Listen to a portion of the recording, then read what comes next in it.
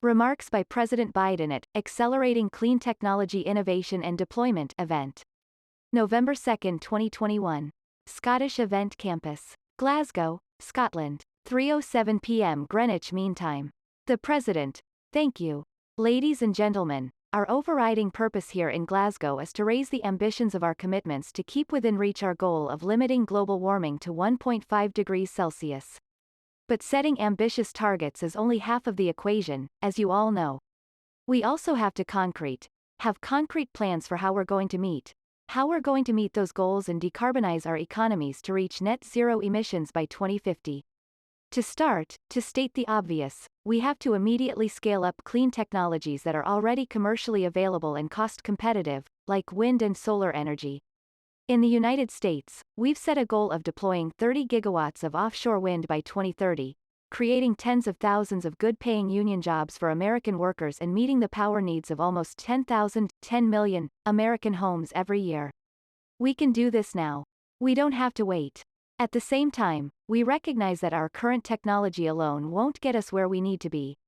So, it must also be a decisive decade for innovation, developing, demonstrating, and commercializing new clean energy technologies by 2030 so that they can be widely deployed in time to meet our 2050 net zero goals. Clean hydrogen, long-duration energy storage, next-generation renewables and nuclear, carbon capture, sustainable agriculture, and so much more. We need to invest in breakthroughs, and I welcome the UK's leadership on the Glasgow Breakthrough Agenda.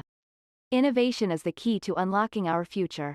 That's why the United States is working to quadruple funding for clean energy research and development over the next 4 years. And we will lead a year of action in 2022 to advance clean technologies globally. Over the past 2 days, I've announced several U.S. government-led initiatives to help develop and scale clean energy transmission, but we can't achieve our goals through government action alone. I'm looking at some of the men and women in front of me that can help accelerate and develop clean energy technologies. The United States and the World Economic Forum are launching the First Movers Coalition. So, let me explain what the First Movers Coalition is, and I expect that you already know.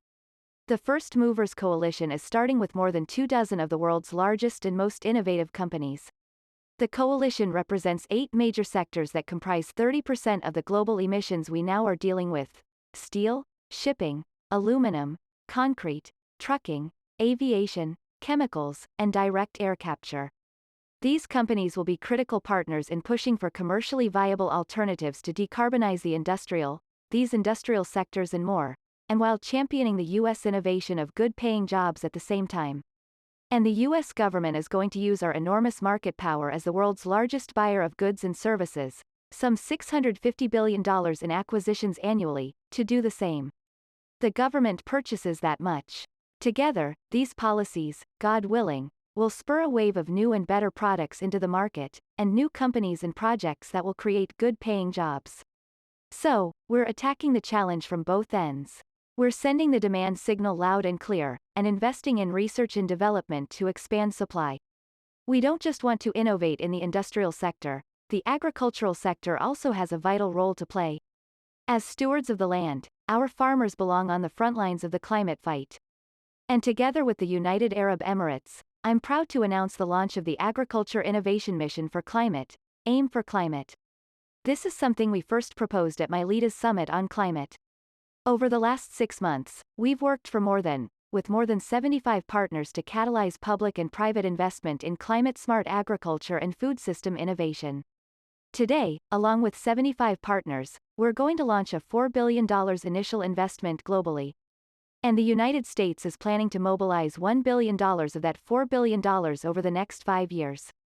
And I invite all of you to join us in working to double the investment by the time we meet at COP27. As with every aspect of the climate crisis, no one can do this alone. We need all of us working together. I know you're tired of hearing that said. It's said over and over and over again. But it's true, and as we do, the United States will lead by example and share with the world our considerable powers of innovation.